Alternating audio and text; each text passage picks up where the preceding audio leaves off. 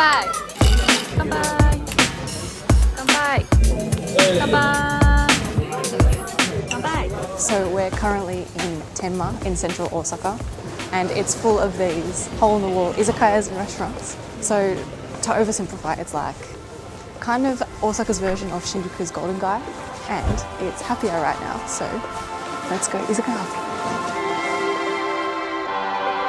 Tenma, named after the Tenmangu Shrine and home to the country's longest shopping arcade, is a neighbourhood just east of Osaka Station. But that's not what we're here for today.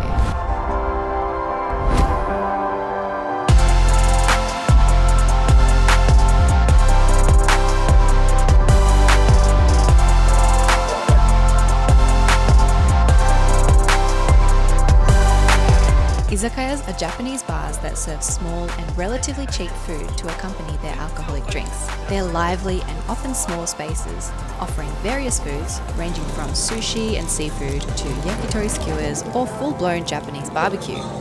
Our previous izakaya hopping adventure was in Umeda, within the buildings in and around the elaborate and huge Osaka Station city. This place is also super easy to get to and has a completely different vibe. It's about a 20-minute walk from Osaka Umeda Station, or you could take the Osaka Loop line for one stop to Tenma Station, coming out through the north exit.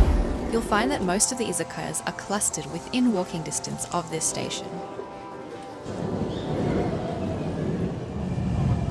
We started at a place directly outside the station gates, which really brought that grunge Osaka izakaya vibe.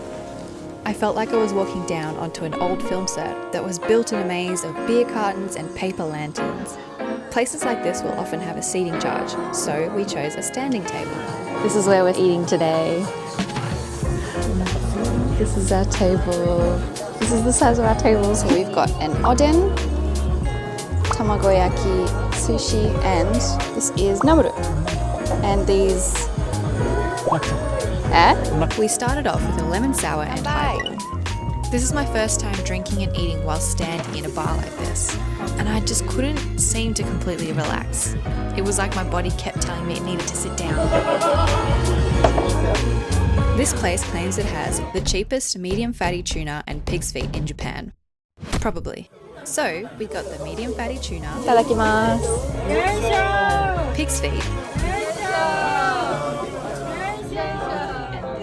Before we continue, let me just put a content warning here. If you don't want to look at moving seafood, jump ahead to the next izakaya. This is called odorigui, which refers to eating dancing seafood.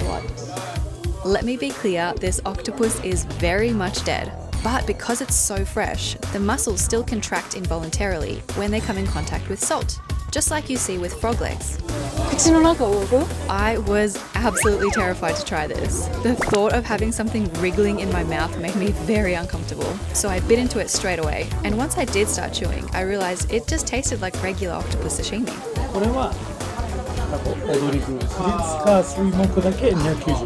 If you do come here, I dare you to order this and see what happens. Can't show it on camera, but this item here, you can only order it if you're bold. If you have hair, you can't get it. Honestly, I wasn't planning on eating the whole head of a raw octopus today, but then Kay said I probably wouldn't be able to eat it anyway, so suddenly I had to. Again, the taste was surprisingly fine, but I wish it had been a bit smaller. I was sat chewing there for about 5 minutes straight. If you're a fan of octopus or squid sashimi, you might enjoy this. I don't know. If you want to try something unique, give it a shot. Anyway, on to the next place. Tsugiko.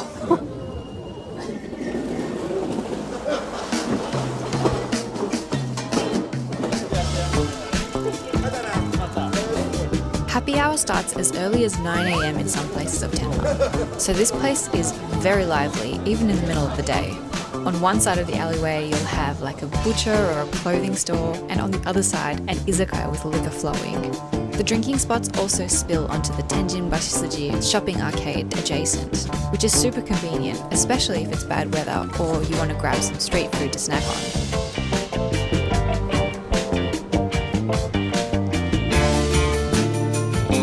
Oh, this is cool. Sour for 90 yen. Highball for 50 yen. Next we went to this super popular spot called Hassen.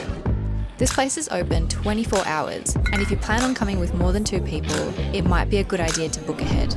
The drinks are super cheap during the day, but what hooked me in was the 90 yen chicken wings. Also, something to note is that upon seating, we received these edamame for 385 yen each, which is kind of like the seating charge and is pretty common in izakayas like this one. I tried a plain chicken wing and then a yamitsuki spice one. Don't ask me what it is exactly, the literal translation is something like, can't stop myself spice. But oh my god, they were both 11 out of 10. Then I wanted to try the dice challenge. Basically, you throw 3 dice, and if all 3 numbers on the dice are the same, you get a free drink. And if the sum comes to an even number, you get a drink half price. If you throw an odd number though, you get a drink for 3 times the price. I got a drink half price. And Kay, well...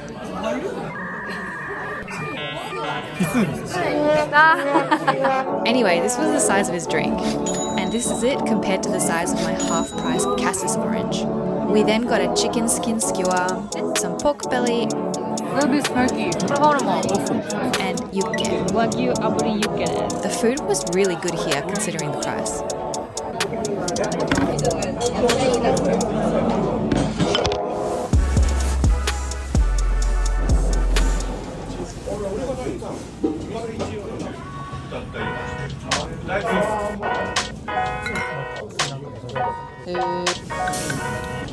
Kanpai!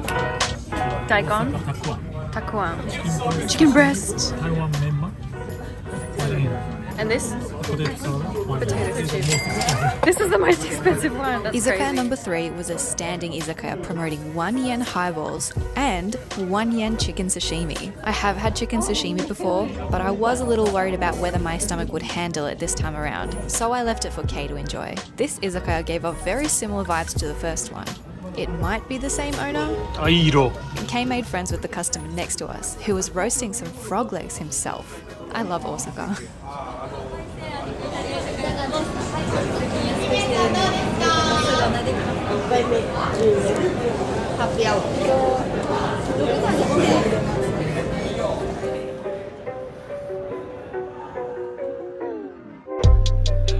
As the sun started setting, more and more shops started opening up and the alleyways became livelier and livelier.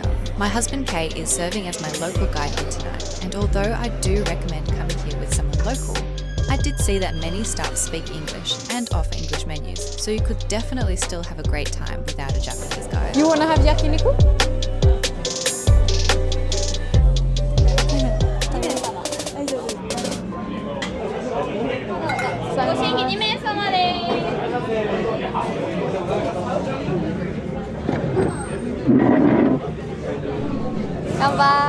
Izakaya number 4 is a yakiniku joint with these cute animal drawings covering the walls. Also, the lemon sour and highball are 50 yen during happy hour. So this is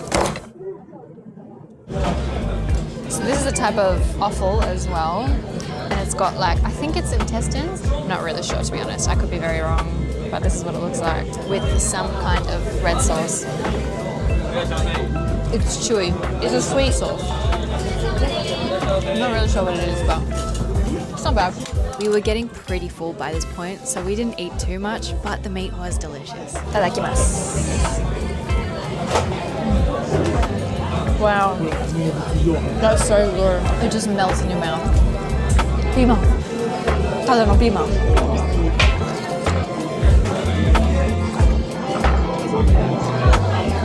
After all that drinking, there was only one thing left to do tonight.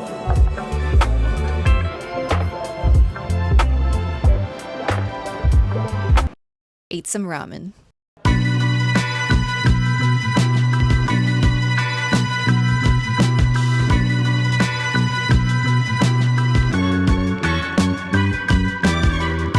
I'd never had clam ramen before, and apart from like one occasion, I've never particularly enjoyed clam. The one time I did enjoy it was when I had asari when I first arrived to Japan this year. So going straight to an asari ramen was kind of a big jump for me, but after chatting with staff and realizing that this was a clam ramen restaurant, it was a little bit difficult to back out.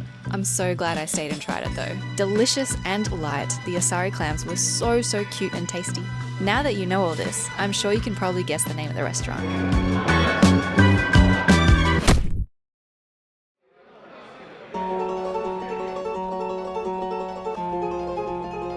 Tenma Osaka is probably one of my favourite neighbourhoods in the city. If you're coming out here for the Tenmangu Shrine or the shopping arcade, including an izakaya in the evening is a fun way to wrap up the day. The drinks are cheap and the happy hour is long, but most establishments won't tolerate drunk and disorderly behaviour, so make sure to drink responsibly.